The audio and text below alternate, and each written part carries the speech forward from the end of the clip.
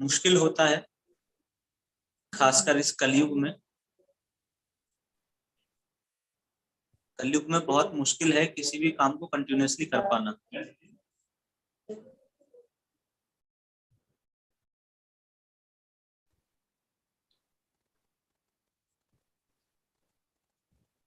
वास्तव में हम शास्त्रों में पढ़ते हैं कि भक्ति को कहा गया है अहेतु की अप्रतिहता, कि ऐसी भक्ति जिसका कोई हेतु नहीं है, जिसका कोई कारण नहीं है, ऐसी लविंग डिवोशनल सर्विस जिसका कोई भी रीजन नहीं है, विदाउट एनी रीजन। और अप्रतिहता, जिसमें कोई भी रुकावट नहीं है, किसी भी तरीके का कोई भी कंजेशन उसमें नहीं है। तो भक्ति वास्तव में यही है। अगर हम किसी भी कार्य को हम जिस भी स्तर पे भक्ति कर पा रहे हैं, हम उसको बस कंटिन्यू रखें और ध्यान दें कि अकारण रहे, तो ये वास्तव में भक्ति है। तो इसलिए मैं आप सबका बहुत धन्यवाद देना चाहता हूँ। आप सभी के कारण मुझे भी कुछ पढ़ने का और बोलने का ये जो है सुनहरा अवसर प्राप्त होता रहता है। इसलिए आप सभी का, खासकर ऑर्गेनाइजर्स का बहुत बहुत धन्यवाद। नीता माता जी का धन्यवाद, क्योंकि बहुत बड़ा रोल है उनका। अगर वो इंटरप्रेट ना करें तो मैं जो है नहीं बता पाऊंगा आपको अपने फीलिंग्स को। तो इसलिए नीता माता जी का thank you Prabhu ji, thank you. तो जैसा कि शिष्ट परंपरा है, हर आध्यात्मिक कार्यक्रम को आरंभ करने से पहले हम मंगलाचरण करते हैं। सभी जानते हैं मंगलाचरण, तो बोलता हूँ। ओम अज्ञानतिमिरान्धस्य ज्ञानाञ्जनशलाकया चक्षुरुन्मीलितं येन तस्मै श्रीगुरुवे नमः। मैं अंधकार रूपी संसार में, ज्ञान रूपी अंधकार के संसार में उत्पन्न हुआ, पैदा हुआ, किंतु गुरुदेव ने मेरी आंखों में ज्ञान रूपी अंजन लगाया और मुझ अंधे व्यक्ति को ज्ञान चक्षु प्राप्त प्रदान किए, जिससे कि मैं इस अंधकार रूपी संसार में, ज्ञान के अंधकार में चीजों को जो है वास्तविकता में देख सकूं। तो ऐसे गुरुदेव को मैं बारंबार प्रणाम करता हूँ। जय श्री कृष्ण चैतन्य प्रभु नित्यानंद श्री अद्वैत गदाधर श्रीवास आदि श्री गौर भक्त वृंद, श्रीवास आदि श्री गौर भक्त वृंद। हरे कृष्णा कृष्ण कृष्ण हरे हरे, हरे राम राम राम हरे हरे। जगत गुरु श्रील प्रभुपाद जी की जय।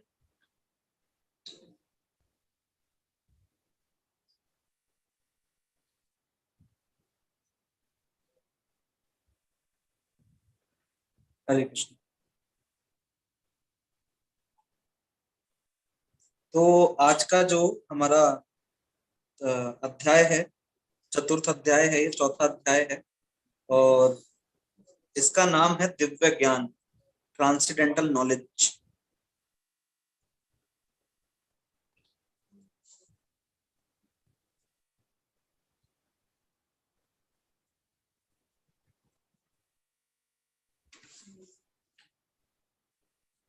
तो अभी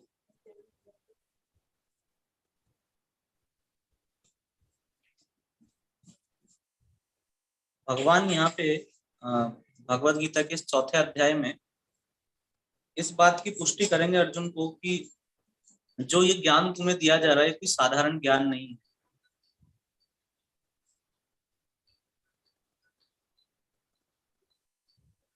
और इसे देने का कारण क्या है।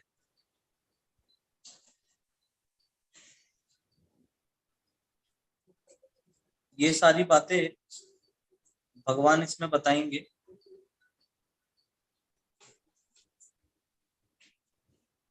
तो पहला जो श्लोक है उसमें भगवान बता रहे हैं, बहुत ध्यान से सुनने योग्य ये बातें हैं कि भगवान ने क्या कहा। ये चौथा अध्याय भविष्य में भी आपके बहुत काम आएगा, और हो सकता है कभी आप कोई क्वेश्चन आंसर हो भगवत गीता के ऊपर, तो तब भी ये जो है सवाल पूछे जाते हैं, तो आप याद रखिएगा। तो भगवान बता रहे हैं अर्जुन को इसकी ऑथेंटिसिटी प्रूव करने के लिए कि कितना प्रमाणिक जो है ये ज्ञान है जो मैं तुम्हें दे रहा हूँ। तो भगवान पहले ही श्लोक में बता रहे हैं कि मैंने इस विद्या का, जो मैं तुम्हें ज्ञान दिया है, उसका मैं पहले भी उपदेश दे चुका हूँ।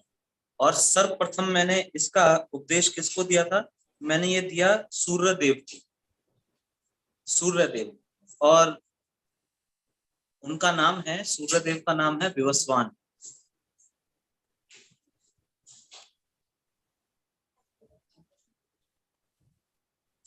विवस्वान, VIVASVAN।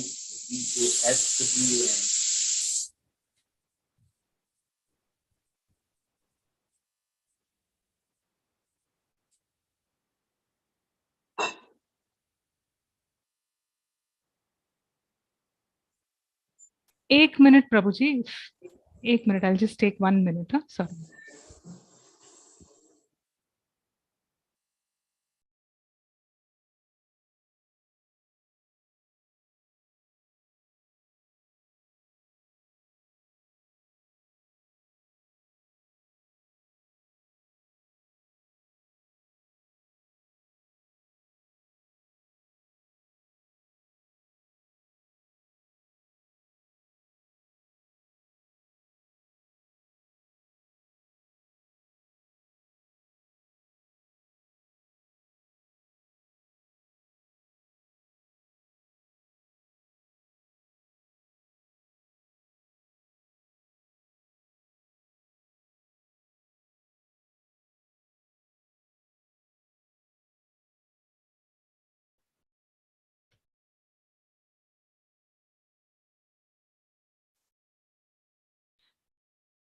मैं आ गई हूँ प्रभु जी।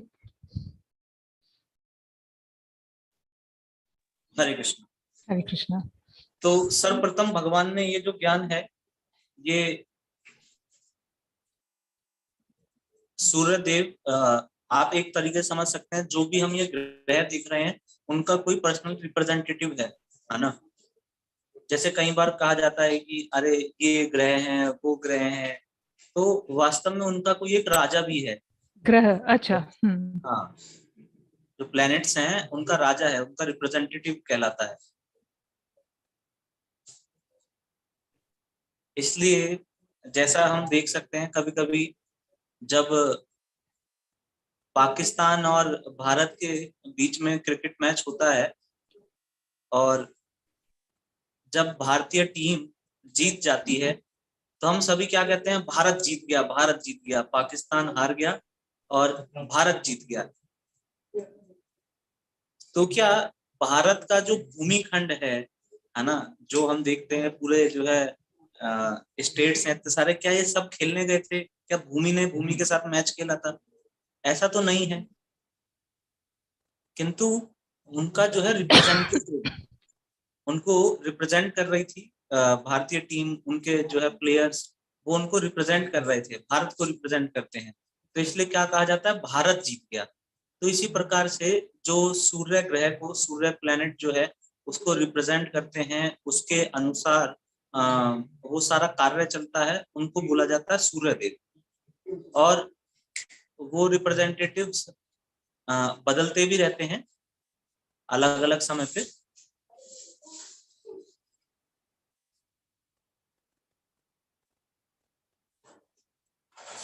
तो अभी के जो रिप्रेजेंटेटिव हैं उनका नाम है विवस्वान, सूर्यदेव विवस्वान।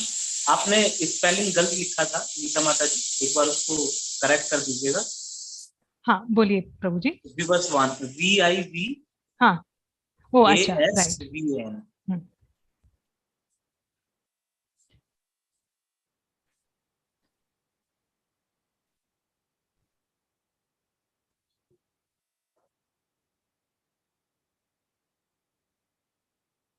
और फिर ये जो विवस्वान है, इन्होंने इसका उपदेश जो मनुष्यों के प्रथम राजा कहलाते हैं, जिनको हम मनु के नाम से जानते हैं, मनु,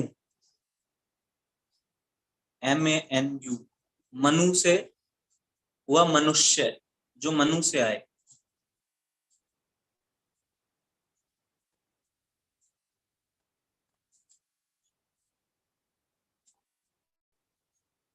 तो सूर्यदेव ने ये ज्ञान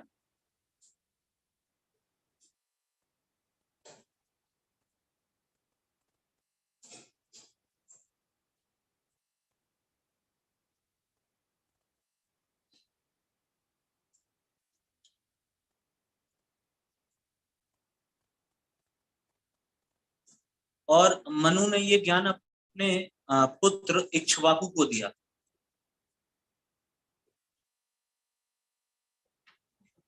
इक्ष्वाकु, IKSHVAKU।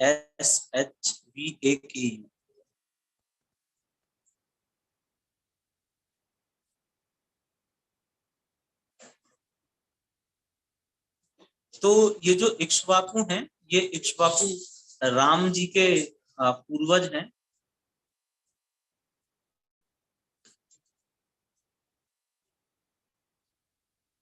तो उसमें ये ज्ञान दिया गया। फिर भगवान आगे बता रहे हैं कि इसी प्रकार से ये जो विज्ञान है, दूसरे श्लोक में भगवान बता रहे हैं कि ये जो परंपरा है ज्ञान की, ये जो मैं तुमको ज्ञान दे रहा हूं, इसको गुरु परंपरा के द्वारा प्राप्त किया गया। इसी प्रकार से जैसे इक्ष्वाकु ने आगे जो है इस ज्ञान को दिया, फिर उन्होंने आगे इस ज्ञान को दिया, तो वहां से जो गुरु शिष्य परंपरा है वो आरंभ हो गई।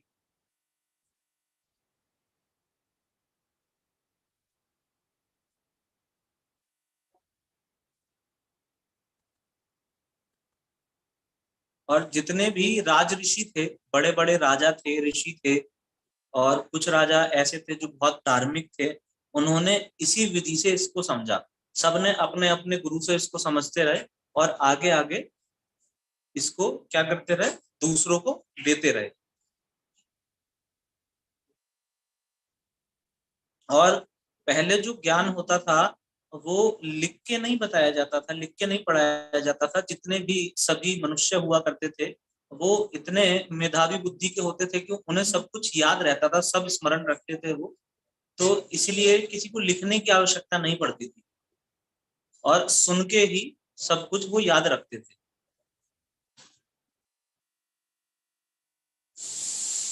जो हम कलयुग के जीव हैं, हमारी बुद्धि बहुत कम है। हम याद करने का प्रयास भी करेंगे कि सब कुछ हम याद रखें, तब भी हम याद नहीं रख सकते।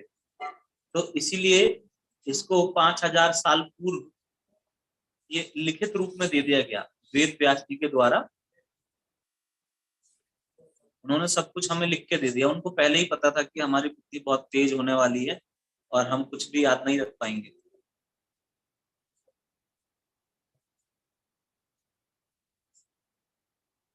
अब फिर अर्जुन इस बात को पूछ सकता है कि जब भगवान आपने ये ज्ञान पहले दे दिया था सृष्टि के आरंभ में ही, कई हजार कई लाख वर्ष पूर्व, और जब ये गुरु शिष्य परंपरा में चलता हुआ आ रहा है, तो ये विज्ञान मुझे क्यों नहीं प्राप्त हुआ? मैंने तो इस ज्ञान को पहले सुना नहीं, और आपको इस ज्ञान को फिर बताने की क्या आवश्यकता हुई? जब आपने पहले आप इस ज्ञान को दे ही चुके हो और गुरु शिष्य परंपरा से आ रहा है, तो मैं किसी और से भी सीख लेता, आप दोबारा इस ज्ञान को क्यों दे रहे हो? तो भगवान इस दूसरे श्लोक में यही बात बता रहे हैं कि काल क्रम में ये परंपरा छिन्न हो गई। काल के प्रभाव से जैसे जैसे समय बीतता गया, गुरु शिष्य परंपरा कहीं पे रुक गई। और जब भी असली प्रमाणिक गुरु शिष्य परंपरा का हनन होता है, उसमें कोई कमी आती है, तो जो ज्ञान दिया जा रहा था वो उस रूप में नहीं रहता जैसा कि वो दिया गया था। गुरु शिष्य परंपरा से आने के बाद भी अगर कोई शिष्य खराब निकल गया या कहीं पे वो बता नहीं पाए आगे, तब क्या होता है कि जिसने कुछ कुछ सुना, कुछ बताया, जिसको कम्युनिकेशन गैप बोलते हैं, तो उसके कारण क्या हो गया कि विज्ञान तो था, है ना, ऐसा नहीं था कि ये ज्ञान पूरे तरीके से लुप्त हो गया था, लेकिन ऐसा लगता था कि जो है यथारूप एज इट इज नहीं रहा, जैसा कि होना चाहिए। जो भगवान ने पहले ज्ञान दिया था और जो आते आते अर्जुन के पास तक ज्ञान पहुंचा, वो पूर्ण ज्ञान नहीं था। इसलिए भगवान बताते हैं, इसलिए मैं तुम्हें ज्ञान दोबारा दे रहा हूं। अब यहाँ पे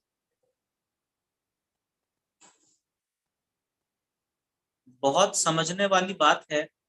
कई लोग प्रश्न करते हैं कि श्रीला प्रभुपाद जी के भगवत गीता के ट्रांसलेशन इंग्लिश में देने से पहले बहुत सारे एडिशन थे, जिसमें लोगों ने इंग्लिश में भगवत गीता को लिखा था, उनके ऊपर अपनी टीका दी थी, टिप्पणी दी थी।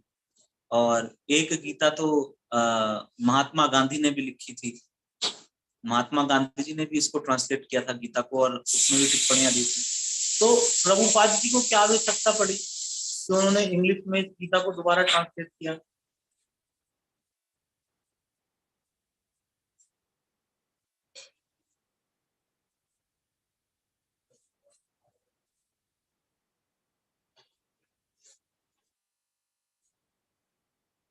तो उन्होंने भी गीता को इसीलिए ट्रांसलेट किया क्योंकि जो इसका वास्तविक अर्थ था, वास्तव में जब आप श्रीमद् भगवत गीता को पूरा पढ़ लेंगे तो अंत में इसका निष्कर्ष यही निकलेगा कि हमें अपनी सभी सो कॉल्ड ड्यूटीज का, रिलेशंस का त्याग करके सिर्फ भगवान की शरण ग्रहण करनी है, भगवान को समर्पित होना है। लेकिन कोई भी भगवत गीता पढ़ के भगवान को समर्पित नहीं हो रहा था, ज्ञान तो पा रहा था। एल्बर्ट आइंस्टाइन भी लिखते हैं कि मैं भगवत गीता पढ़ता हूँ। एल्बर्ट आइंस्टाइन भी भगवत गीता पढ़ते थे, लेकिन उन्होंने भगवत गीता पढ़ने के बाद भी एक एटम बम जैसी चीज बनाई जिससे कि दुनिया का विनाश हुआ, और बाद में वो बहुत दुखी भी हुए।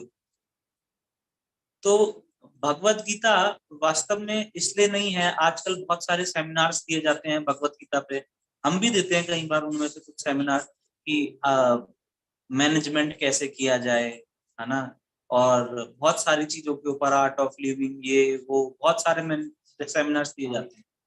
लेकिन जो वास्तव में भगवत गीता का अर्थ है या भगवत गीता का जो मैसेज है, वो है कि हम भगवान कृष्ण की शुद्ध रूप से भक्ति करें। ये भगवत गीता का मैसेज है।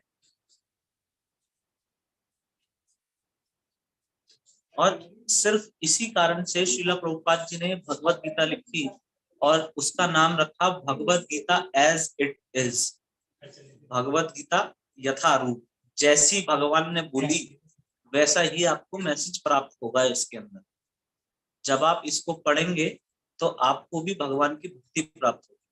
और हम बहुत प्रत्यक्ष उदाहरण है कि कितने बाहर के देशों में हम देखते हैं कि वो कुत्ते का मांस खाने वाले लोग थे, है ना, और गायें भी खाते थे। यहाँ तक कि उन लोगों ने भी इसी भगवत गीता को पढ़ के, प्रभुपाद जी के संदेश को लेके जो है वो लोग भक्त बन गए। उन्होंने मांस तो छोड़िए, उन्होंने प्याज, लहसुन, चाय, कॉफी इत्यादि चीजों का भी त्याग कर दिया और भगवान कृष्ण की वो शरण आए। तो ऐसा कहा जाता है कि जो रिजल्ट होता है, जो रिजल्ट होता है वो बता देता है। किसी भी चीज के रिजल्ट से आप देख सकते हैं कि चीज सही हो रही है कि गलत हो रही है। आपने भगवत गीता तो पढ़ी, किंतु उसके बाद अगर आपके जीवन में कुछ भी बदलाव नहीं आया तो इसका मतलब ये है कि वास्तव में आप भगवत गीता को समझ नहीं पाए। अगर कोई बच्चा स्कूल में जाता है और जब एग्जाम्स में वो फेल हो जाता है तो हम क्या समझ लेते हैं कि वो बच्चा स्कूल तो गया किंतु उसने अच्छे से पढ़ाई नहीं करी, तभी वो फेल हो गया।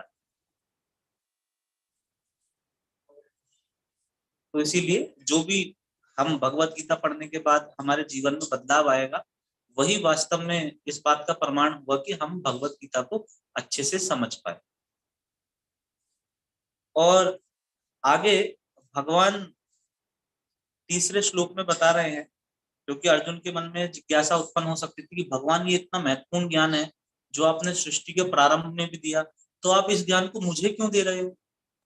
जब ये इतना महत्वपूर्ण ज्ञान है तो मुझे क्यों दिया? किसी जो है आपने अच्छे जो है ब्रह्मचारी को दिया होता, सन्यासी को दिया होता, है ना, किसी बड़े जो है शास्त्र इत्यादि पढ़ने वाले मुनि को दिया होता, आप ये ज्ञान मुझे क्यों दे रहे हैं? ऐसा प्रश्न उसके मन में आ सकता है। तो भगवान कहते हैं कि मैं तुम्हें ये ज्ञान जो कि परमेश्वर के साथ अपने संबंध को दोबारा जोड़ता है ना, हम बार बार सुनते हैं योग योग योग, तो योग का मतलब है जोड़ना। तो जो कि भगवान के साथ आपके संबंध को जोड़ता है, ऐसा ज्ञान ये भगवत गीता बताती है, वो तुम्हें कहा जा रहा है, क्योंकि तुम क्या हो? तुम मेरे भक्त हो तथा मित्र हो।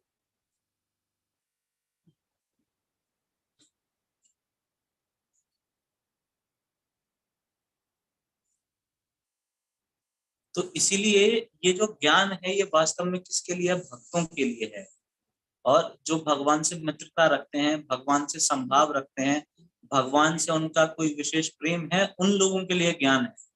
तो हर कोई इस ज्ञान को समझने का अधिकारी भी नहीं है, हमें ये बात समझनी चाहिए।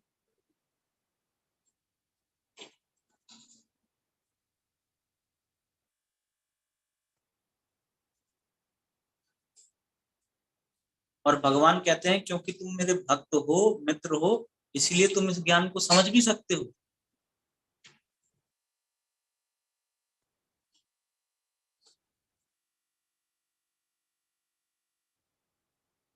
आप लोग नीता माता जी की बात इसीलिए ध्यान से सुन रहे हैं क्योंकि आपको उनमें कुछ श्रद्धा है कि ये जो भी कुछ इंटरप्रेट कर रही हैं, वो सही ही इंटरप्रेट कर रही हैं,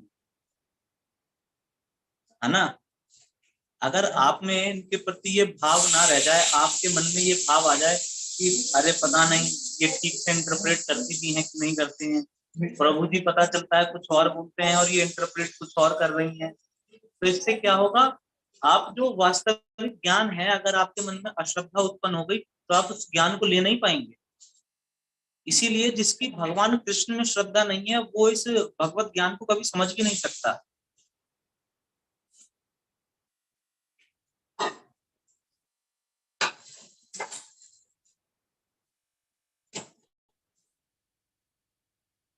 हम भी स्कूल इत्यादि में देखते हैं, जब विद्यालय जाते हैं तो जो स्टूडेंट्स होते हैं जो कि टीचर्स के चहेते होते हैं, जिनको जो टीचर्स के आसपास रहते हैं, टीचर्स उनसे बड़ा प्रेम करती हैं, वही लोग जो है टॉप इत्यादि करते हैं। और जो जितना जो है टीचर से दूर होता है, टीचर के पास नहीं जाता है, वो लोग जो है उतने पढ़ाई में अच्छे नहीं निकलते। तो इसीलिए जिसकी श्रद्धा गुरु में है, जिस गुरु से आप ज्ञान को प्राप्त कर रहे हैं, आपकी श्रद्धा उसमें है, तभी तो आप उस ज्ञान को प्राप्त कर पाएंगे ना। तो इसलिए बहुत आवश्यक है कि भक्त हो व्यक्ति इस ज्ञान को प्राप्त करने के। और फिर आगे अर्जुन बड़े कंफ्यूज हो गए, और चौथे श्लोक में अर्जुन बोलते हैं, भगवान से पूछते हैं कि भगवान, आपने कहा कि आपने ये ज्ञान विवस्वान सूर्यदेव को दिया,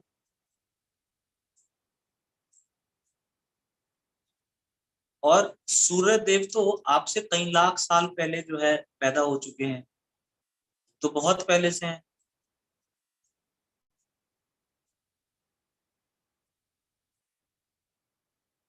और आप तो मेरे ही जैसी उम्र के हैं, मेरे साथ के हैं, मेरे मामा के बेटे हैं।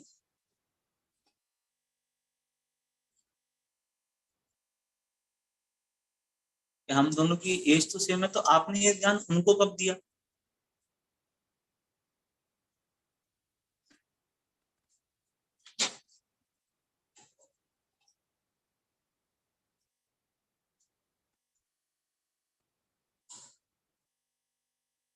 अब इसमें भी इस श्लोक में एक बहुत समझने वाली बात है कि हमने इतनी बात की कि भगवान के भक्त थे अर्जुन, भगवान के सखा थे, भगवान में उनकी पूर्ण श्रद्धा थी, तो फिर उन्होंने क्वेश्चन क्यों किया? क्या वो भगवान की बात पर शक कर रहे हैं कि भगवान कुछ ऐसा ही जो है अतिशयोक्ति बोल रहे हैं, जो हुआ नहीं है उसको कह रहे हैं, झूठ बोल रहे हैं भगवान? क्या उन्होंने ऐसे के लिए पूछा? क्योंकि आजकल संसार में यही देखा जाता है कि आप देखते हैं बहुत सारे गॉडमेंस हैं, सो कॉल्ड गॉडमेंस, जो अपने आप को खुद ही कह देते हैं कि हम भगवान के मैसेंजर हैं। कोई कह देता है मैं भगवान ही हूँ, और ऐसे बहुत सारे भगवान देश की जेलों में बैठे हुए हैं, है ना, हमारे देश की जेलों में भरे पड़े हैं ऐसे भगवान। तो जब आप उन लोगों से पूछने जाओगे, कोई आप उनसे क्वेश्चन पूछोगे कि महाराज जी आपने तो ये गलत काम करा, हमें लगता है कि आपको ये नहीं करना चाहिए, तो आपने ऐसा क्यों करा, तो तुरंत ही आपके ऊपर एलिगेशन लगा देंगे, अरे तुम्हें श्रद्धा नहीं है, तुम्हें पता नहीं है ये मेरी लीला है, तुमने मेरे से प्रश्न कैसे कर दिया। तो इसीलिए हमेशा हमें इस बात को समझ के रखना है कि चाहे हमारी किसी के ऊपर कितनी ही गाढ़ श्रद्धा क्यों ना हो, लेकिन एक विनम्र भाव से हमको क्वेश्चन जरूर करना चाहिए। अगर हमारे मन में कोई शंका है, कोई हम किसी बात को लेकर परेशान हैं, तो उस व्यक्ति से हम क्लियर जरूर करें। प्रश्न पूछना बिल्कुल भी गलत बात नहीं है। आप अपने गुरु से, अपने टीचर से, है ना, आप उससे बिल्कुल प्रश्न पूछ सकते हैं। शास्त्रों में कहीं भी प्रश्न पूछने की निंदा नहीं की गई है। पूरे आप शास्त्र, वैदिक शास्त्र उठा के देखेंगे तो कहीं भी प्रश्न पूछने को निंदित नहीं माना गया है, किंतु आपका प्रश्न पूछने का भाव अच्छा होना चाहिए। चैलेंजिंग वे में कभी प्रश्न नहीं पूछना चाहिए।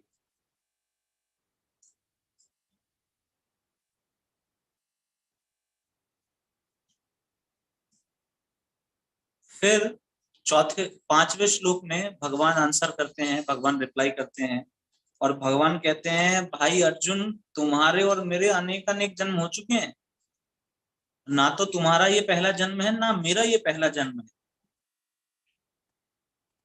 तो हमारे अनेक अनेक जन्म हो चुके हैं। वास्तव में भगवान तो जन्म लेते नहीं, भगवान तो अवतार ग्रहण करते हैं, है ना, भगवान का तो अवतार होता है और आम जीवात्माओं का जन्म होता है। किंतु भगवान फिर भी कह रहे हैं कि मैं भी कई बार इस जो है पृथ्वी पे आ चुका हूं, और तुम भी कई बार इस पृथ्वी पे आ चुके हो, और अलग अलग,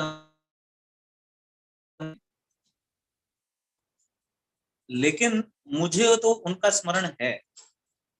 जो मैंने कार्य किए, मुझे तो उन सभी जन्मों का स्मरण है, किंतु तुम्हें उनका स्मरण नहीं है।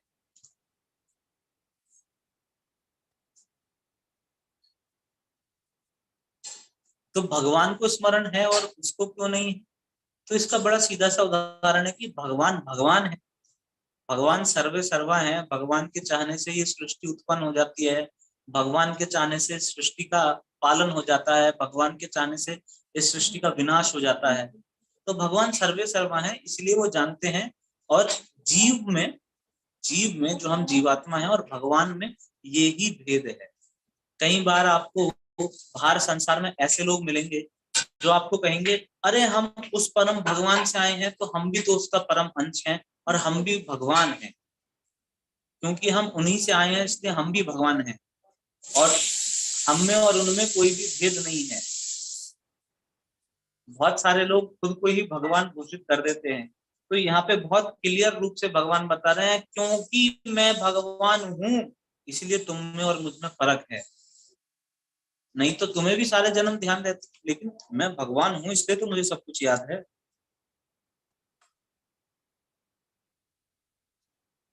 फिर भगवान छठे श्लोक में आगे बताते हैं, छठे श्लोक में भगवान आगे बताते हैं, अर्जुन के मन में प्रश्न हो सकता है ना। आप सोचिए अर्जुन के मन में प्रश्न है कि भगवान जब आप जो है इतने शक्तिशाली हैं, इतने सर्वसमर्थ हैं कि आपको सारे जन्म ध्यान रह सकते हैं, तो जन्म लेना, तो हमने भी कई बार अपनी क्लास में बताया है कि जन्म क्या है, एक दुख है। 4 दुखों में से एक दुख है जन्म लेना, मृत्यु होना, बीमार होना और बूढ़ा होना। ये 4 दुख बताए गए हैं। माता के गर्भ में 9 महीने तक आप समझिए उल्टा जो है मलमूत्र में लटक के रहना, तो वो बहुत घृणित कार्य है। तो जन्म को बहुत कष्टदायी बताया गया है। तो अर्जुन के मन में प्रश्न हो सकता है, जब आप इतने शक्तिशाली हैं तो आपको जन्म लेने की क्या आवश्यकता है? चलो मेरा तो मेरे जन्म पे रोक नहीं थी, मैं तो मजबूरी में जन्म मेरा हुआ, मुझे तो जन्म लेना ही पड़ा, और हो सकता है आगे भी लेना पड़े, लेकिन आपकी क्या ऐसी मजबूरी? तो भगवान छठे श्लोक में आगे बता रहे हैं, छठे श्लोक में भगवान बता रहे हैं कि देखो मैं अजन्मा हूं। भगवान का एक नाम है अजन्मा, जिसका जन्म नहीं होता। भगवान का एक नाम ही है अजन्मा।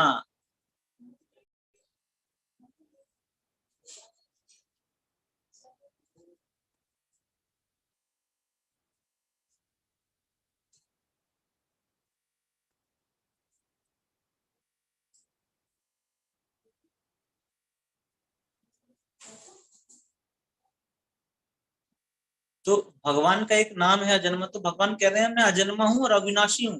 ना तो मेरा जन्म होता, ना मैं विनाश हो सकता। मेरा कोई विनाश भी नहीं कर सकता और मेरा जन्म भी कभी नहीं होता। और दूसरी बात बता रहे हैं कि मैं समस्त जीवों का स्वामी हूँ। जितने भी जीव देख रहे हो, चार अचार, चलने वाले, नहीं चलने वाले, सबका मैं क्या हूं? मैं सबका स्वामी हूँ, सबका मास्टर हूँ। और कहते हैं तब भी मैं प्रत्येक युग में अपने दिव्य स्वरूप में प्रकट होता हूँ।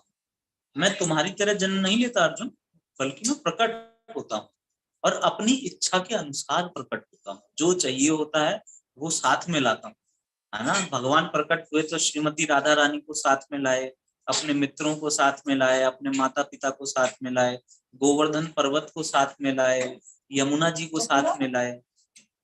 तो भगवान के पास वो सब कुछ क्या है, भगवान सर्वशक्तिशाली है तो अपने हिसाब से करते हैं। तो इसलिए भगवान कह रहे हैं मैं प्रकट होता हूँ। और फिर 7वें श्लोक में बता रहे हैं कि अर्जुन कहे अरे प्रकट होते हो वो बात तो ठीक है, लेकिन क्यों प्रकट होते हो भाई? जब अजन्मा हो, अविनाशी हो, तो तुम्हें आवश्यकता क्या पड़ी है प्रकट होने की?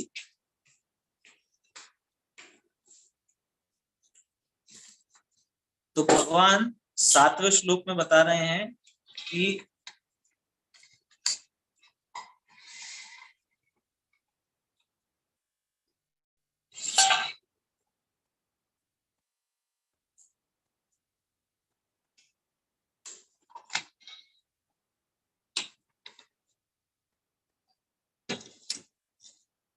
भगवान फिर उत्तर देते हैं 7वें श्लोक में कि जब भी और जहां भी धर्म का पतन होता है ना, धर्म की हानि होती है, तब में क्या और क्या बढ़ जाता है? अधर्म बढ़ जाता है।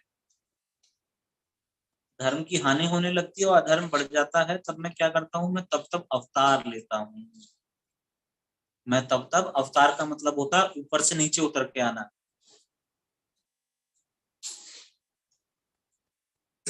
हम सब जब छोटे थे तो हम भी इस बात का अनुभव कर सकते हैं। हमारे माता पिता अगर ऊपर वाले रूम में हैं या कहीं हमसे दूर हैं और हम अगर कुछ गलत कार्य करते हैं तो वो भी उतर के आते थे फिर, है ना, हाथ में चप्पल लेके।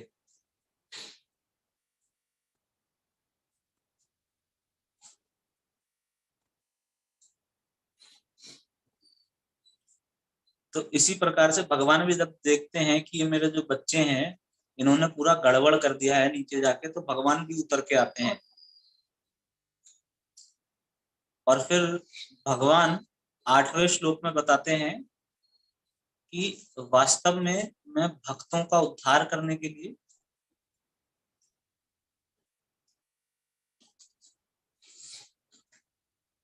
भक्तों का उद्धार करने के लिए और दुष्टों का विनाश करने के लिए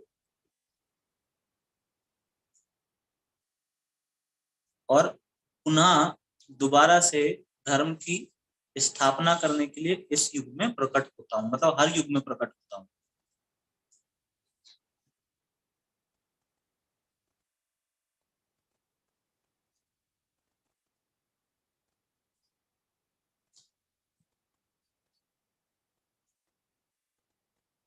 अब ये जो श्लोक है ये बहुत साधारण सा लग सकता है कि बहुत अच्छा, बस भगवान दो कार्य के लिए आते हैं, भक्तों का उद्धार करने के लिए और दुष्टों का विनाश करने के लिए। लेकिन ये इतना सिंपल नहीं है। हमें इसको समझना पड़ेगा कि भगवान वास्तव में तो अपने भक्तों का उद्धार करने के लिए आते हैं। जो पृथ्वी पे या अन्य लोगों में जो भगवान के भक्त हैं उन्हें यहाँ दर्शन देने के लिए आते हैं, उनके साथ लीलाएं करने के लिए आते हैं, उनको सुख प्रदान करने के लिए आते हैं। तो जो भगवान का प्राइमरी कार्य है ना, जिसको भगवान प्राथमिकता देते हैं, वो है अपने भक्तों को आनंद देना और अपने भक्तों का उद्धार करना, ना कि दुष्टों का विनाश करना। लेकिन जब भगवान आते हैं भक्तों का उद्धार करने के लिए, तो साथ ही साथ देखते हैं अच्छा ये दुष्ट भी है क्या, चलो इसका भी विनाश कर देते हैं।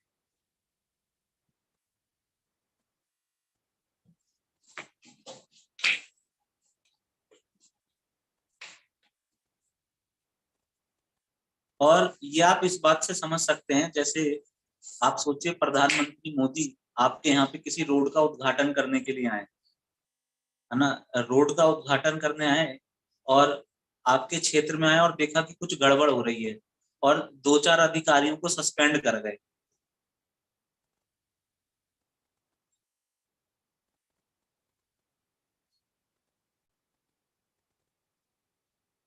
तो प्राथमिक कार्य तो उनका किसी कार्यक्रम में जाके उसका उद्घाटन करना था या कार्यक्रम को अटेंड करना था, लेकिन साथ ही साथ चलते चलते क्योंकि पावर है ना, प्रधानमंत्री के पास भी, तो अपनी पावर का इस्तेमाल करते हुए दो चार लोगों को सस्पेंड भी कर जाते हैं।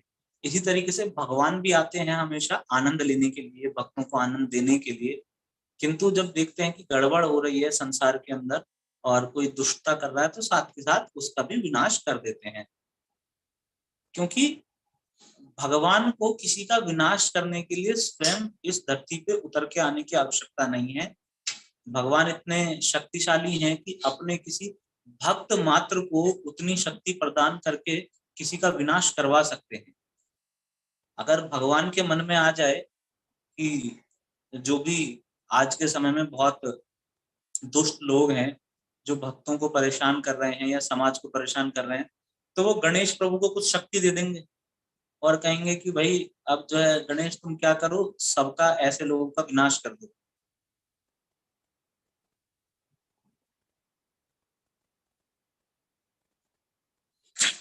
तो भगवान के लिए तो ये बहुत मामूली बात है किसी का जो है विनाश करना, तो उसके लिए आने की आवश्यकता नहीं है उन्हें। लेकिन भक्तों को आनंद देने के लिए, क्योंकि भक्तों को बिना भगवान के आनंद नहीं आएगा, उसके लिए परम आवश्यकता है कि भगवान खुद से आए।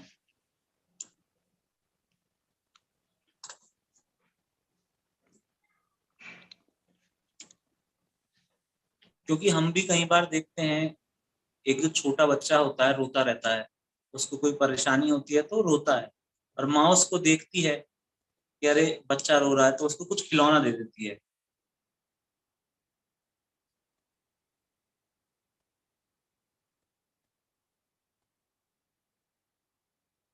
कुछ खिलौना दे देगी, वो नहीं मानेगा, कुछ एक नया खिलौना दे देगी, है ना। आजकल की माताएं तो और तेज हैं, वो मोबाइल दे देती हैं कि जितना चाहे खिलौना ढूंढ लो इसके अंदर।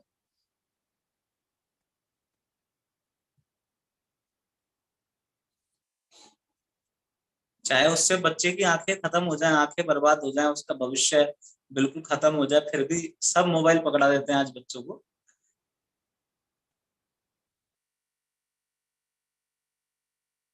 लेकिन कभी कभी देखा जाता है कि बच्चा इतनी सारी वस्तुओं को लेने के बाद भी चुप नहीं होता।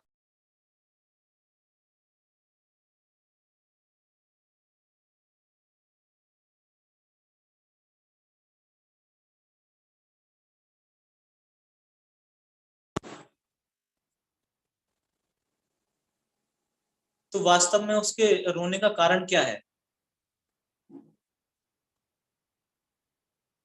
तो उसके रोने का कारण यह है कि वो माँ की गोदी में चलना चाहता है, या फिर जो है माँ के स्तनों से दूध का पान करना चाह रहा है।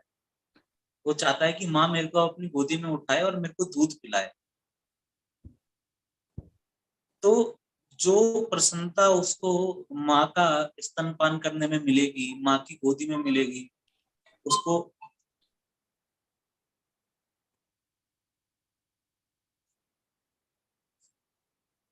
तो जो उसको वहां पे आनंद मिलता है,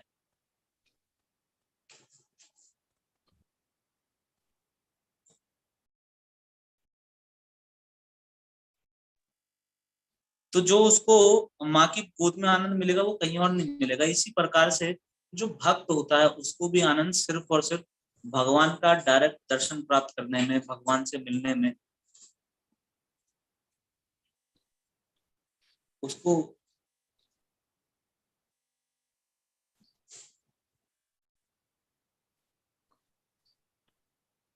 वो आनंद उसे कहीं और प्राप्त नहीं होगा, इसलिए भगवान खुद से उतर के आते हैं।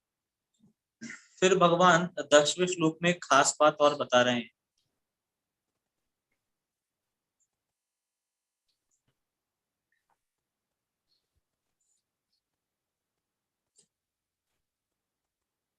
भगवान 10वें श्लोक में एक खास बात और बताते हैं, जो कि हम सबको समझ लेनी चाहिए।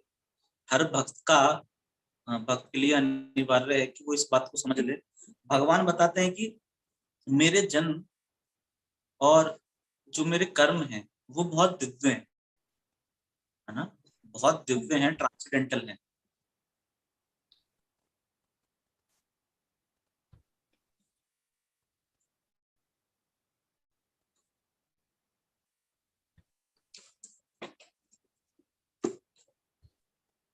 क्योंकि जिस भगवान को कहा या जन्मा जाता है उसका जन्म कैसे हो गया, जिस भगवान को अजन्मा कहा जाता है उसका जन्म कैसे हो रहा है ना।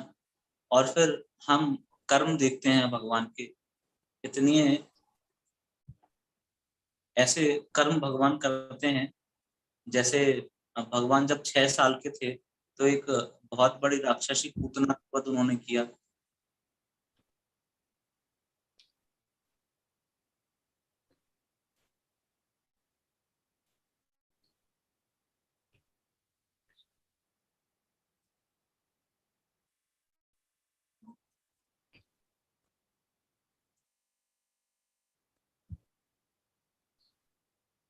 और 5-6 वर्ष की आयु में ही उन्होंने गोवर्धन जैसा पर्वत अपनी बाएं हाथ की उंगली पर धारण कर लिया।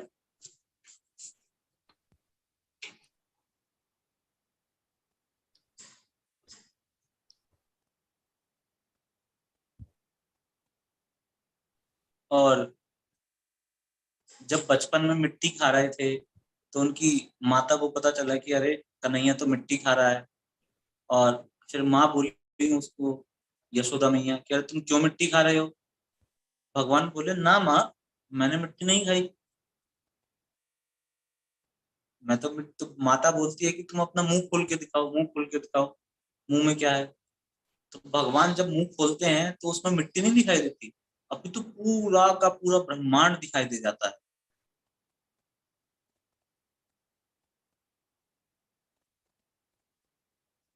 और उस पूरे ब्रह्मांड में माता देखती हैं अपने आप को, खुद को भी देखती हैं कि वो अपने बालक के मुख में झांक रही हैं। भगवान के मुख में पूरी सृष्टि तो दिखाई दे रही है और वो खुद को भी देख पा रही हैं कि माता यशोदा अपने बालक के मुख में झांक रही है।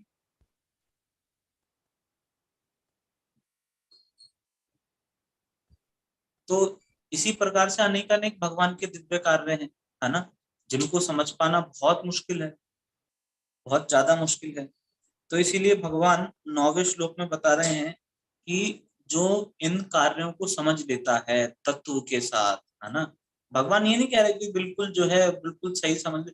भगवान कह रहे हैं अरे भाई कुछ नहीं, तुम फिलोसफिकली समझ लो, है ना, फिलोसफिकली समझ लो तुम इस सब चीजों को। कोई नहीं, तो हो सकता है कि तुमको उस लेवल का प्रेम ना हो मेरे से, या वैसा भाव जो कि एक भक्त का होना चाहिए वो तुमसे जो है उत्पन्न ना हो पाए, तब भी तुम फिलोसफिकली इस बात को समझ लो कि ये मेरे जो जन्म है, मेरा कर्म है, ये किस प्रकार से दिव्य है। तो कह रहे क्या होगा फिर उससे, चलो हमने समझ लिया, तो उस बात से क्या होगा। तो भगवान कह रहे हैं कि इस शरीर को छोड़ने से, जो ये हम शरीर देख रहे हैं, जब हम इस शरीर को त्याग देंगे तो उसके बाद भगवान कह रहे हैं फिर तुम्हें दोबारा कभी भी इस दुखमय संसार में जन्म नहीं लेना पड़ेगा।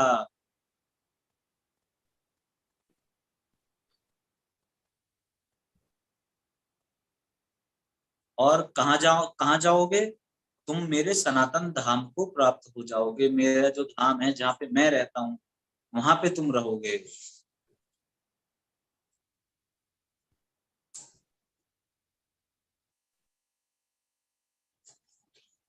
तो इंग्लिश में एक सेइंग है, love in details. Love in details. हाँ जी। अच्छा।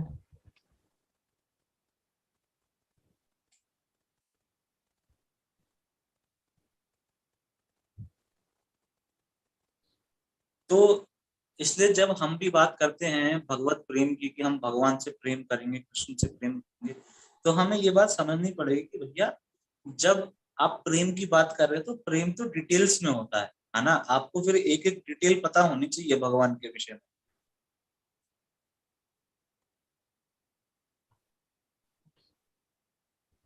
ऐसा नहीं है आप कह रहे हैं कि ना हम तो कृष्ण भक्त हैं, देखो हम तिलक लगाए हैं, कुर्ता पहने हैं, कंठी धारण किए हैं, है ना, लेकिन हम प्याज लहसुन खाते हैं।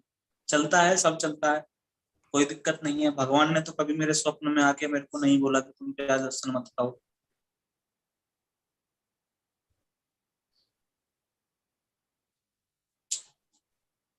है ना। और तो और कुछ कुछ घरों में देखा जाता है वो भगवान को भी प्याज लहसुन खिला देते हैं।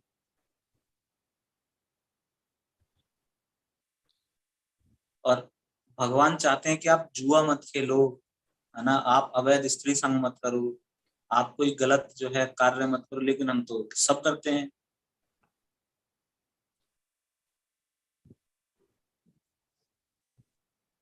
तो इसको क्या माना जाएगा? इसको माना जाएगा कि हमारा जो प्रेम है वो अभी अधूरा है ना।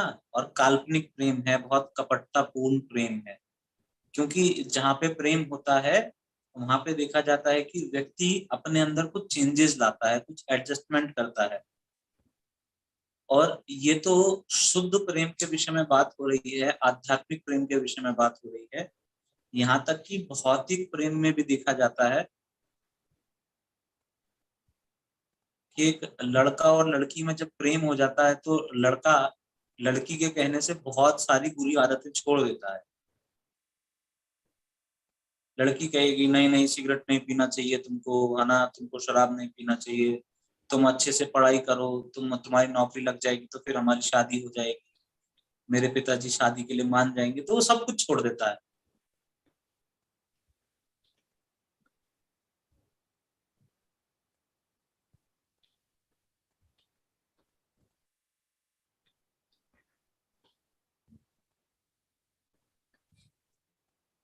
तो इसीलिए जब हमें वास्तव में भगवान से प्रेम हो जाएगा, जब हम वास्तव में भगवान के हो जाएंगे, तो हम भी उन सारी चीजों को बहुत आसानी से छोड़ पाएंगे जो आज हमें बहुत बड़ी दिखाई दे रही है ना। बहुत सारी चीजें तो हमें ऐसी दिखाई देती है पहाड़ के जैसी।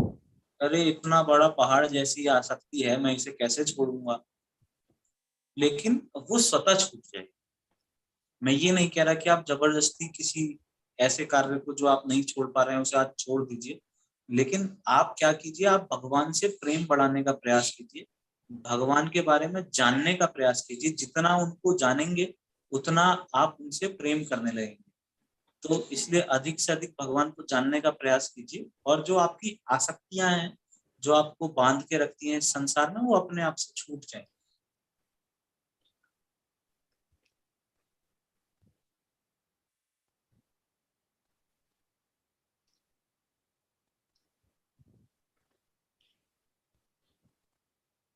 और फिर भगवान आगे उदाहरण देते हुए कह रहे हैं कि आसक्ति, है ना, अटैचमेंट, भय, डर और क्रोध, इन तीन चीजों से मुक्त होकर, इन तीन चीजों से फ्री हो जाओ तुम। और क्या करो? मुझ में पूरी तरीके से तन्मय हो जाओ, है ना। अपना जो बुद्धि है, अपना जो मन है वो मुझ में लगाओ और मेरी शरण में आ जाओ, मेरी शरण में आ जाओ। और भगवान बता रहे हैं कि इसी प्रकार से इस प्रक्रिया का पालन करके बहुत सारे व्यक्ति पास्ट में, भूतकाल में मेरे इस ज्ञान से पवित्र हो चुके हैं। मैं तुम्हें कोई ऐसी बात नहीं बता रहा हूँ कि तुम्हें आज बता रहा हूँ कि तुम आज इसको सुन लोगे तुम्हारे साथ ही ऐसा होगा। बहुत सारे लोग, अनेक अनेक लोग, है ना, बहुत सारे ऋषि मुनि राजा स्त्री पुरुष, सब जो है मेरे इस दिव्य ज्ञान से पवित्र हो चुके हैं।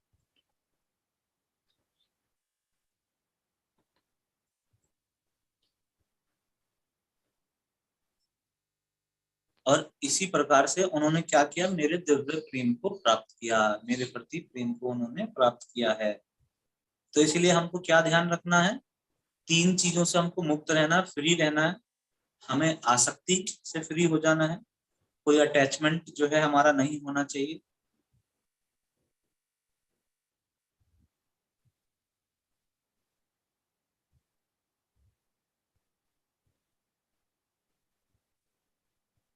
अटैचमेंट और भय, डर और क्रोध, इन तीन चीजों को हमको भूल जाना है। एक भक्त के लिए इन तीन चीजों का कोई स्थान नहीं है। जो करेंगे कृष्ण करेंगे, अच्छा करेंगे बुरा करेंगे कृष्ण करेंगे। और इनसे तो मुक्त होना है, तो फिर करना क्या है? डोंट्स तो बता दिए, डूज क्या है? तो डूज ये है कि पूरे तरीके से, जैसा बोलते हैं ना, तन मन धन, है ना। तो इसलिए मन से, वाणी से और अपने कार्यों से हम क्या करें? हम भगवान के हो जाएं।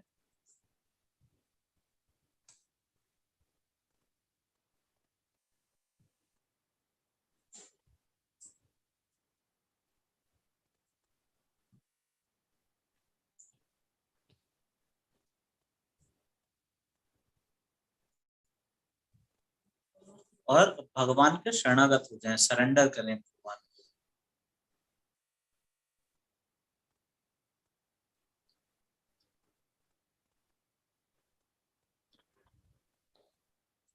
और फिर हमको भी भगवान के प्रति दिव्य प्रेम प्राप्त हो सकेगा।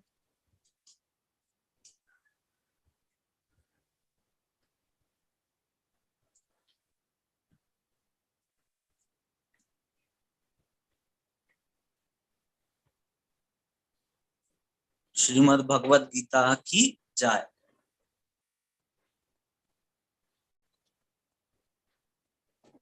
हरे कृष्ण। ये 10 श्लोक हमने आज ले लिए हैं, और इसके बाद का फिर हम अगली क्लास में पढ़ेंगे।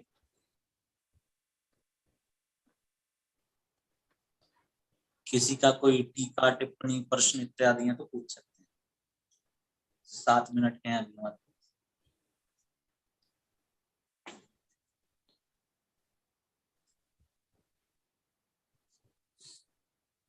उमा माता जी हैं। बहुत बहुत धन्यवाद आपको प्रभु जी। हरे कृष्णा प्रभु जी, इतना अच्छा था आपका सेशन। एक था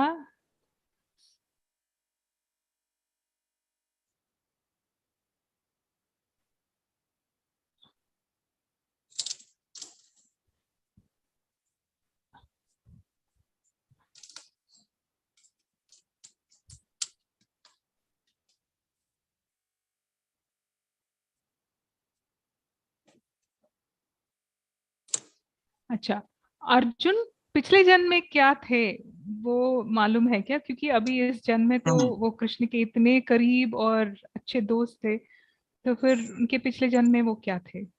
ये 2 ऋषि हुए हैं, नर और नारायण। सतयुग में 2 ऋषि हुए, नर और नारायण, जो कि आज भी बद्रीनाथ में आप जाएंगे तो वहां पे आज भी कहा जाता है कि वो तपस्या कर रहे हैं, नर और नारायण। तो इसमें से जो नारायण है वो कृष्ण है, और नर जो है वो अर्जुन है। आप नाम दे दीजिए नर नारायण। ये दोनों भाई हैं, तो ये आज भी बद्री का आश्रम में तपस्या करते हैं।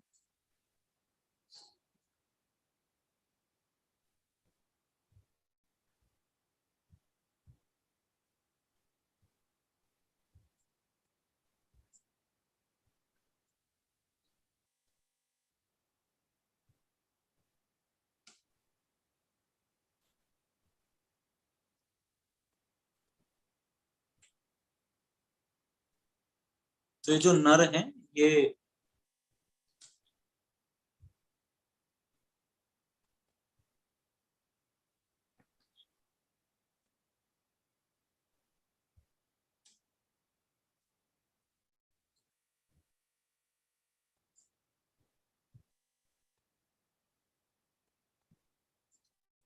तो इससे पहले के जन्मों का मुझे ज्ञान नहीं है।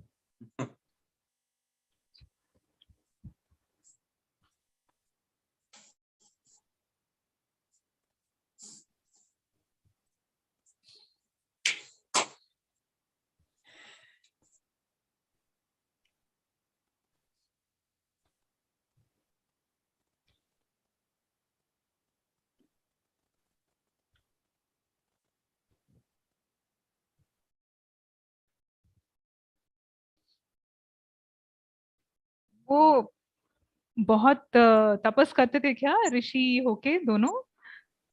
अभी भी तपस्या ही कर रहे हैं।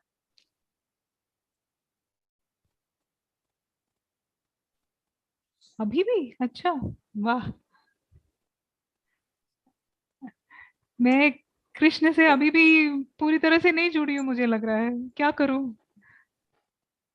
जो बताया गया है क्लास में बता दिया है क्या करना है। रेगुलर क्लास सुननी है ना। और भगवान के नामों का स्मरण करना है। भगवान के नाम में और भगवान में दोनों में कोई भेद नहीं है। मैं करती हूँ बहुत सारा, मैं करती हूँ, मगर मैं चाहती हूँ कि कृष्ण मेरे सामने आए, वो प्रकट करके आए मेरे तो सामने, वो मैं उनसे वो मिलूं। अवश्य अवश्य आएंगे। भक्ति में ऐसी शक्ति है ना। भक्ति में ऐसी शक्ति है कि भगवान बंध जाते हैं।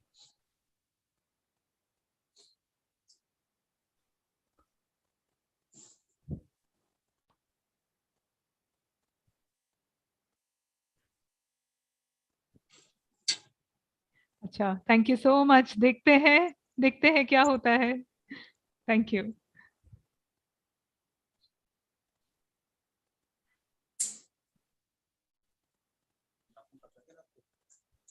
मदन मोहन जी हैं।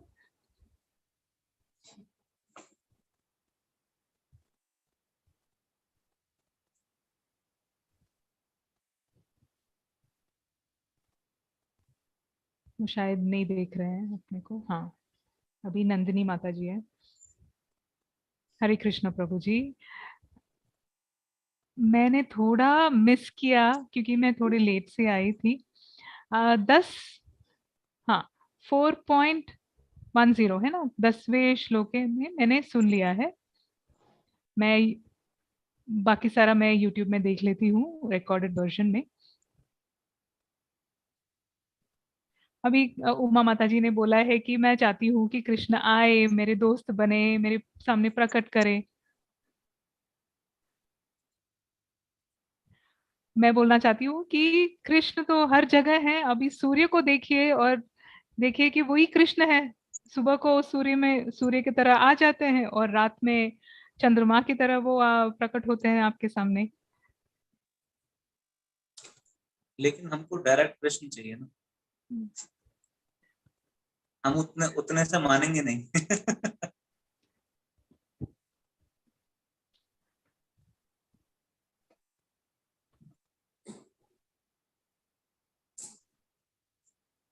हाँ, वो तो है, वो तो है, मगर रोज देखने को मिलते हैं सूर्य क्योंकि और अगर चंद्रमा। अगर अगर वास्तव में हम कृष्ण का दर्शन कर लेंगे तो हमें फिर किसी की आवश्यकता नहीं रह जाएगी।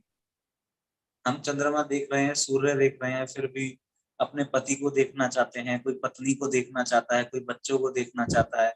ये सब बहुत बहुत छोटे दिखाई देने लगेंगे। फिर आप बस फिर कृष्ण को ही देखना चाहेंगे एक बार देखना।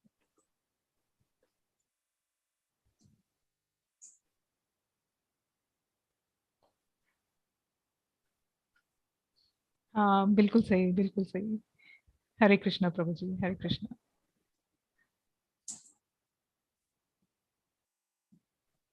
हाँ, मदन मोहन प्रभु जी।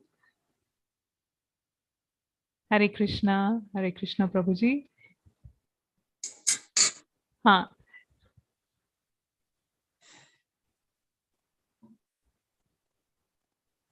हाँ, व्यास मुनि और गणेश जी जो साथ में बैठे हुए थे लिखने के लिए।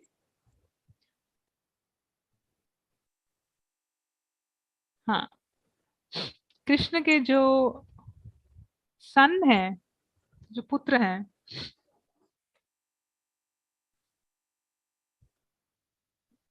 उन्होंने वो जो लिखने का कलम था, वो राधा माता जी से गणेश को दिया गया था, और व्यास जी को बता रहे थे, और गणेश जी लिख रहे थे। तो जब वो कलम टूट गया था,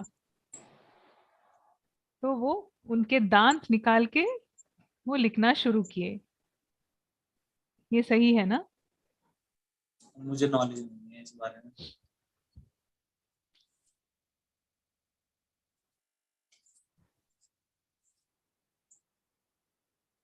मैंने अभी तक ऐसा सुना भी नहीं है और पढ़ा भी नहीं है, और क्योंकि अभी मैंने सब कुछ नहीं पढ़ा है तो मैं इसलिए कह नहीं सकता कि ये सही है या गलत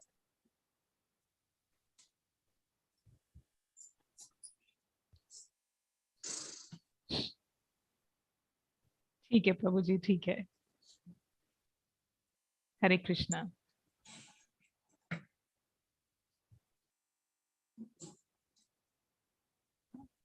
माता जी हैं। हरे कृष्णा प्रभु जी। मैं फिर से एक सवाल पूछना चाहती हूँ कि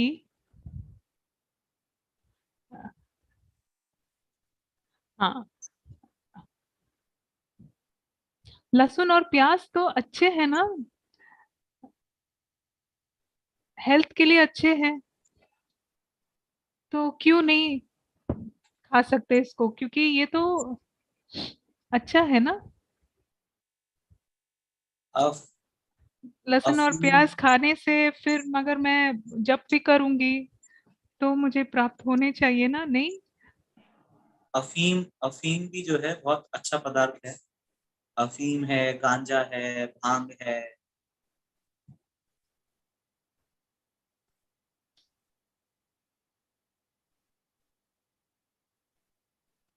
ये सब अच्छे ही पदार्थ हैं, और इनके अंदर कुछ कुछ औषधीय गुण हैं, अलग अलग प्रकार के औषधीय गुण हैं, लेकिन उसकी एक मात्रा लेने के लिए हमें बताया गया है ना। एक मात्रा के लिए बताया गया है कि अफीम जो है इस दवाई में और इस वस्तु के साथ लिया जाए, या इसी प्रकार से भांग का कुछ सेवन। तो ये सब कुछ बताया गया है, इसमें कोई डाउट नहीं है। इसी प्रकार से जो लहसुन है, प्याज में तो उतनी क्वालिटीज नहीं है, लेकिन लहसुन में वास्तव में बहुत औषधीय गुण है। लेकिन क्या हम उसे औषधि के लिए ले रहे हैं? क्या हम उसे औषधि के लिए ले रहे हैं?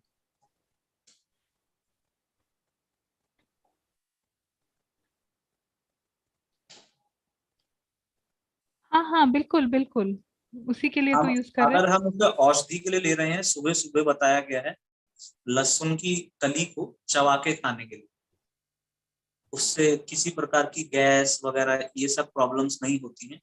तो वो बताया गया, अगर आप वो कर रहे हैं तो फिर भी ठीक है। लेकिन हम उसको, बहुत सारे लोग उसको क्या करते हैं, पूरा खाने में जो है डालते हैं, टेस्ट के लिए उसको खा रहे हैं, उसका कोई लाभ नहीं। उसका आप किसी साइंटिस्ट से भी पूछेंगे जो अच्छे मेडिकल साइंस को जानते हैं, वो भी उसका कोई लाभ नहीं बताते। वो बहुत राजसिक उसको बताया गया है, और वो तरह तरह की बीमारियां भी आपको देता है। जैसे आप देखते होंगे कई सारी दवाइयां होती हैं, अगर उनका ओवरडोज हो जाए दवाइयों का, तो वो हमारे शरीर में बहुत नुकसानदायक है। उसी प्रकार से लहसुन, प्याज, अफीम, गांजा, भांग, बहुत सारी चीजें, ये सब भी क्या, इनमें औषधीय गुण है, लेकिन एक मात्रा से ज्यादा लेने पे ये आपको बहुत नुकसान आपके शरीर को पहुंचाती है। आज आज हम देखते हैं सभी को हाई बीपी का प्रॉब्लम है ना।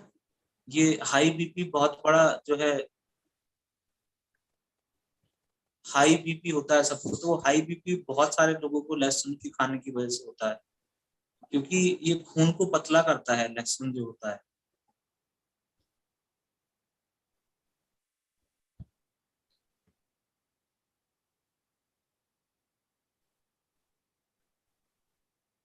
तो इसीलिए भी, और इसलिए औषधीय गुण सोच के हमको नहीं खाना, क्योंकि हम कृष्ण भक्ति कर रहे हैं, हम हमारे मन में ये इच्छा है कि हम कृष्ण भक्ति करें।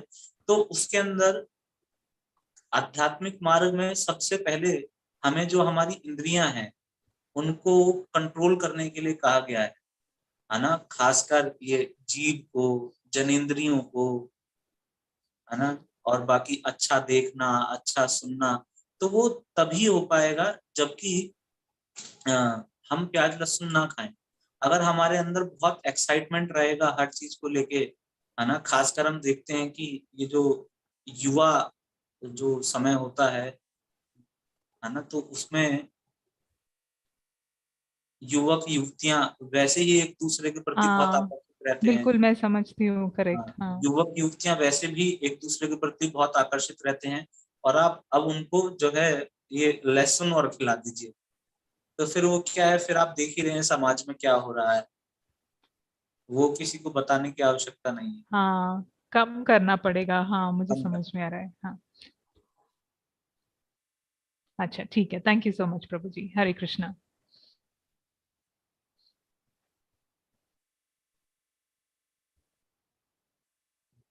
हाँ, गणेश जी हैं। हरे कृष्णा प्रभु जी। प्रभु जी, 1 से 10 जो आपने श्लोक समझाए हमको, बहुत ही अच्छा था। मैं एक जोड़ना चाहता हूँ कि अभी जो मनु आपने बताया है, वो हम सबके वास्तव के पिता हैं। हाँ जी, हम में बहुत सारे लोगों के वास्तव में और भी पिता हैं, लेकिन जो मनुष्यों के पिता बताए गए वो मनु ही बताए गए। और भी लोग हैं, है ना, जैसे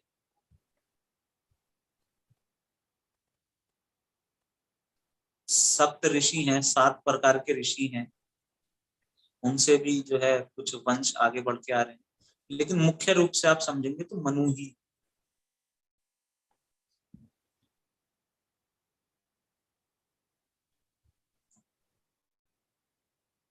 और माता कौन है? सतरूपा। सतरूपा। सतरूपा।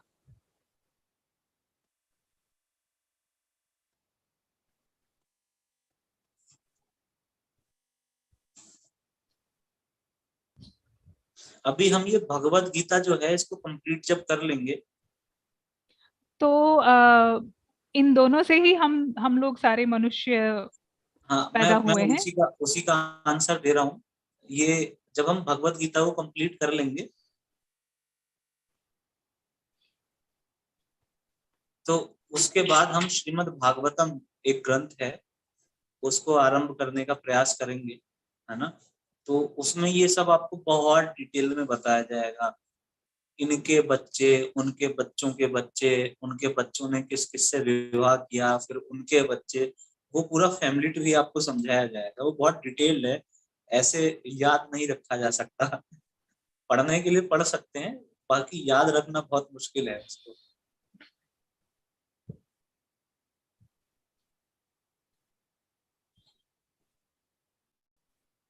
ठीक है, बिल्कुल। थैंक यू सो मच प्रभु जी। हरे कृष्णा।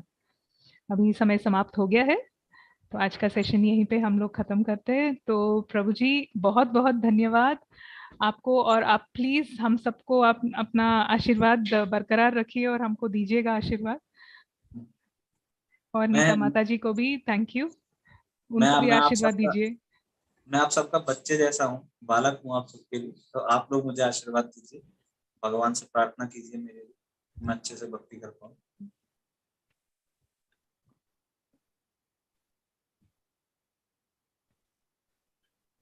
ठीक आप है, सभी बिल्कुल करें। प्रभु जी।